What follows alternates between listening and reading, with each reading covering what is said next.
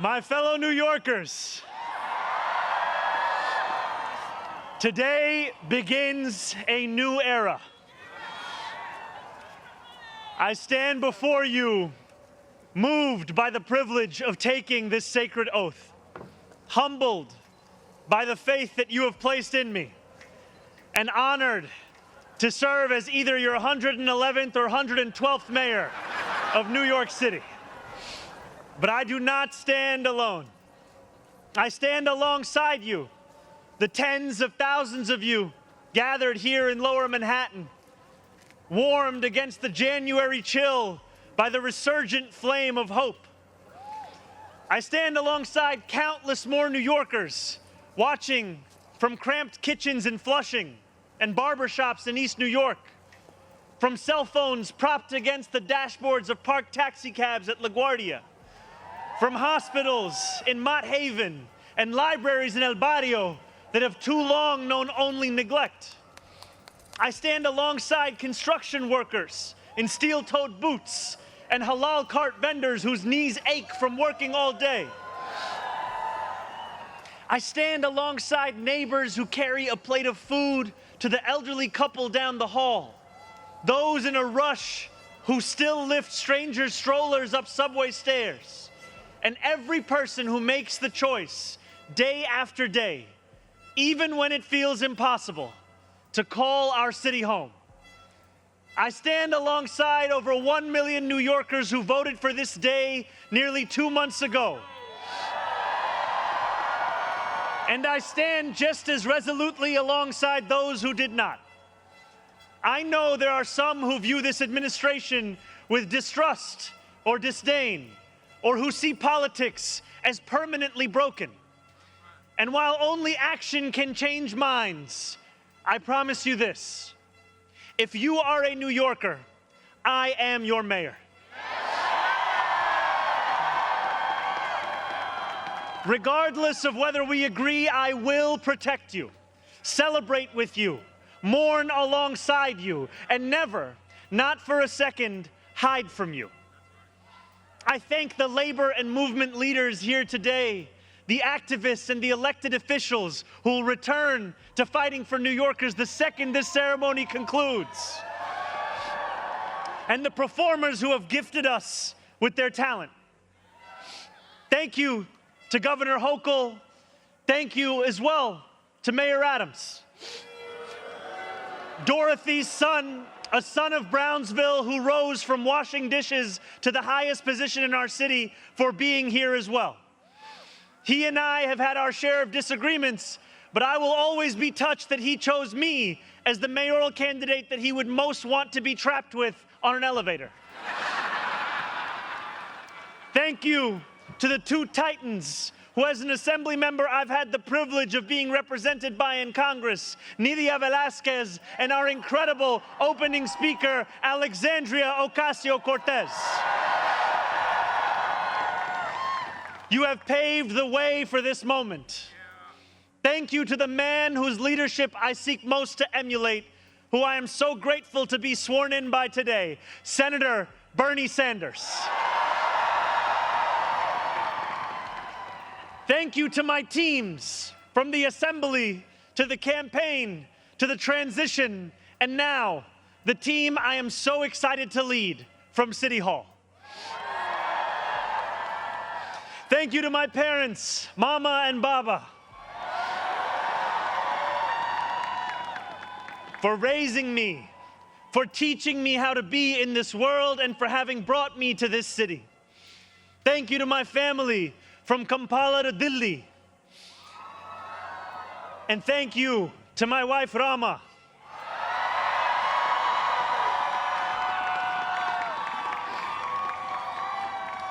For being my best friend and for always showing me the beauty in everyday things. And most of all, thank you to the people of New York. A moment like this comes rarely. Seldom do we hold such an opportunity to transform and reinvent. Rarer still is it the people themselves whose hands are the ones upon the levers of change. And yet we know that too often in our past, moments of great possibility have been promptly surrendered to small imagination and smaller ambition. What was promised was never pursued. What could have changed remained the same. For the New Yorkers most eager to see our city remade, the weight has only grown heavier. The wait has only grown longer. In writing this address, I have been told that this is the occasion to reset expectations, that I should use this opportunity to encourage the people of New York to ask for little and expect even less. I will do no such thing. The only expectation I seek to reset is that of small expectations. Beginning today, we will govern expansively and audaciously. We may not always succeed, but never will we be accused of lacking the courage to try. To those who insist that the era of big government is over, hear me when I say this. No longer will City Hall hesitate to use its power to improve New Yorkers' lives. For too long, we have turned to the private sector for greatness while accepting mediocrity from those who serve the public. I cannot blame anyone who has come to question the role of government, whose faith in democracy has been eroded by decades of apathy. We will restore that trust by walking a different path, one where government is no longer solely the final recourse for those struggling, one where excellence is no longer the exception. We expect greatness from the cooks wielding 1,000 spices, from those who stride out onto our Broadway stages, and from our starting point guard at Madison Square Garden. Let us demand the same from those who work in government. In a city where the mere names of our streets are associated with the innovation of the industries that call them home, we will make the word City Hall synonymous with both resolve and results. As we embark upon this work, let us advance a new question, a new answer to the question asked of every generation. Who does New York belong to? For much of our history, the response from City Hall has been simple. It belongs only to the wealthy and well-connected, those who never strain to capture the attention of those in power. Working people have reckoned with the consequences. Crowded classrooms and public housing developments where the elevators sit out of orders. Roads littered with potholes and buses that arrive half an hour late, if at all. Wages that do not rise and corporations that rip off consumers and employees alike. And still, there have been brief, fleeting moments where the equation changed. 12 years ago, Bill de Blasio stood where I stand now as he promised to put an end to economic and social inequalities that divided our city into two. In 1990, David Dinkins swore the same oath I swore today, vowing to celebrate the gorgeous mosaic that is New York, where every one of us is deserving of a decent life. And nearly 6 decades before him, Fiorella LaGuardia took office with the goal of building a city that was far greater and more beautiful for the hungry and the poor. Some of these mayors achieved more success than others, but they were unified by a shared belief that New York could belong to more than just a privileged few. It could belong to those who operate our subways and rake our parks, those who feed us biryani and beef patties, picanha and pastrami on rye. And they know that this belief could be made true if only government dared to work hardest for those who work hardest.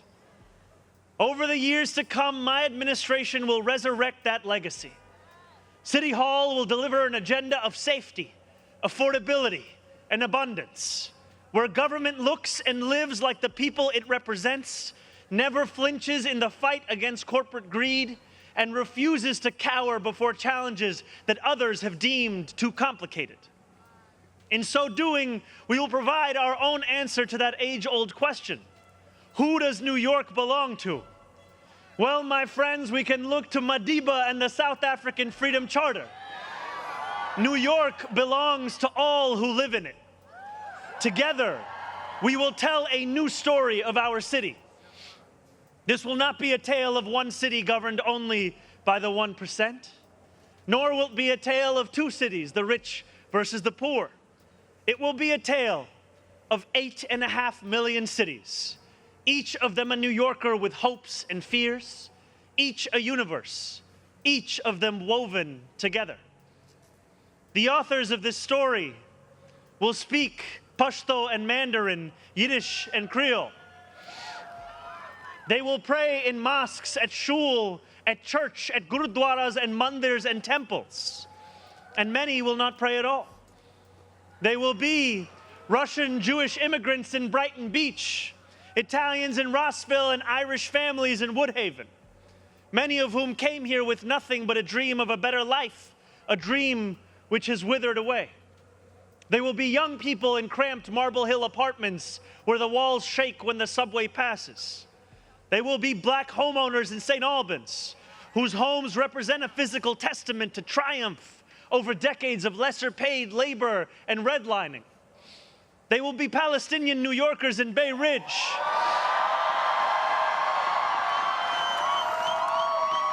who will no longer have to contend with a politics that speaks of universalism and then makes them the exception.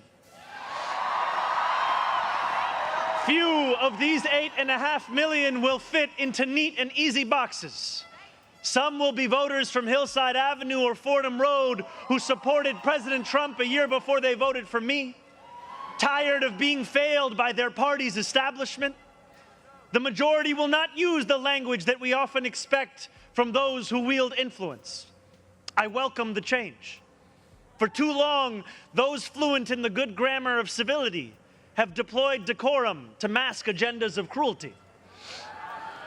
Many of these people have been betrayed by the established order. But in our administration, their needs will be met. Their hopes and dreams and interests will be reflected transparently in government. They will shape our future.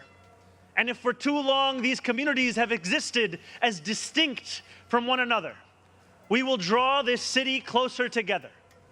We will replace the frigidity of rugged individualism with the warmth of collectivism. If our campaign demonstrated that the people of New York yearn for solidarity, then let this government foster it. Because no matter what you eat, how you pray, or where you come from, the words that most define us are the two we all share: New Yorkers. And it will be New Yorkers who reform a long broken property tax system. New Yorkers who will create a new Department of Community Safety that will tackle the mental health crisis and let the police focus on the job they signed up to do. New Yorkers who will take on the bad landlords who mistreat their tenants and free small business owners from the shackles of bloated bureaucracy. And I am proud to be one of those New Yorkers. When we won the primary last June, there were many who said these aspirations and those who held them had come out of nowhere. Yet one man's nowhere is another man's somewhere. This movement came out of 8.5 million somewheres. Taxi cab depots and Amazon warehouses, DSA meetings and curbside domino games. The powers that be had looked away from these places for quite some time if they'd known about them at all. So they dismissed them as nowhere. But in our city, where every corner of these 5 boroughs holds power, there is no nowhere and there is no no one.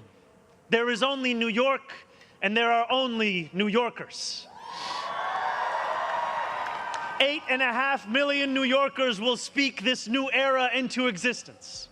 It will be loud. It will be different. It will feel like the New York we love. No matter how long you have called this city home, that love has shaped your life. I know that it has shaped mine. This is the city where I set land speed records on my Razor scooter at the age of 12. quickest 4 blocks of my life. The city where I ate powdered donuts at halftimes during AYSO soccer games and realized I probably was not going to be going pro. The city where I devoured 2 big slices at Coronet's Pizza, played cricket with my friends at Ferry Point Park, and took the 1 train to the BX10 only to still show up late to Bronx Science. The city where I have gone on hunger strike just outside these gates. Sat claustrophobic on a stalled N train just after Atlantic Avenue and waited in quiet terror for my father to emerge from 26 Federal Plaza. The city where I took a beautiful woman named Rama to McCarran Park on our first date and swore a different oath to become an American citizen on Pearl Street. To live in New York, to love New York, is to know that we are the stewards of something without equal in our world. Where else can you hear the sound of the steel pan, savor the smell of sancocho, and pay $9 for coffee on the same block? Where else could a Muslim kid like me grow up eating bagels and lox every Sunday? That love will be our guide as we pursue our agenda. Here, where the language of the New Deal was born, we will return the vast resources of this city to the workers who call it home. Not only will we make it possible for every New Yorker to afford a life they love once again, we will overcome the isolation that too many feel and connect the people of this city to one another. The cost of childcare will no longer discourage young adults from starting a family, because we will deliver universal childcare for the many by taxing the wealthiest few. Those in rent-stabilized homes will no longer dread the latest rent hike, because we will freeze the rent. Getting on a bus without worrying about a fare hike or whether you'll be able to get to your destination on time will no longer be deemed a small miracle, because we will make those buses fast and free. These policies are not simply about the costs we make free, but the lives we fill with freedom. For too long in our city, freedom has belonged only to those who can afford to buy it. Our city hall will change that. These promises carried our movement to City Hall, and they will carry us from the rallying cries of a campaign to the realities of a new era in politics. 2 Sundays ago, as snow softly fell, I spent 12 hours at the Museum of the Moving Image in Astoria, listening to New Yorkers from every borough as they told me about the city that is theirs. We discussed construction hours on the Van Wyck Expressway and EBT eligibility, affordable housing for artists and ICE raids. I spoke to a man named TJ who said that one day a few years ago, his heart broke as he realized that he would never get ahead here, no matter how hard he worked. I spoke to a Pakistani auntie named Samina, who told me that this movement had fostered something too rare: softness in people's hearts. As she said to me in Urdu, "Logo ke dil badal gaye hain." 142 New Yorkers out of 8.5 million. And yet, if anything united each person sitting across from me, it was the shared recognition that this moment demands a new politics and a new approach to power. We will deliver nothing less as we work each day to make this city belong to more of its people than it did the day before. Here is what I want you to expect from the administration that this morning moved into the building behind me. We will transform the culture of City Hall from one of no to one of how. We will answer to all New Yorkers, not to any billionaire or oligarch who thinks they can buy our democracy. We will govern without shame and insecurity, making no apology for what we believe. I was elected as a democratic socialist, and I will govern as a democratic socialist.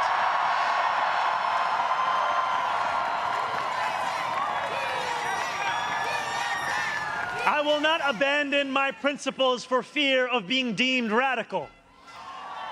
As the great senator from Vermont once said, what's radical is a system which gives so much to so few and denies so many people the basic necessities of life. We will strive each day to ensure that no New Yorker is priced out of any one of those basic necessities. And throughout it all, we will, in the words of Jason Terrence Phillips, better known as Jadakiss or Jay to the moi, be outside. Because this is a government of New York, by New York, and for New York.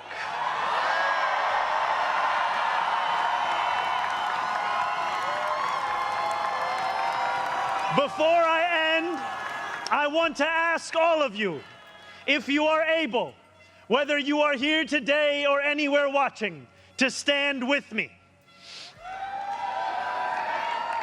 I ask you to stand with us now and every day that follows.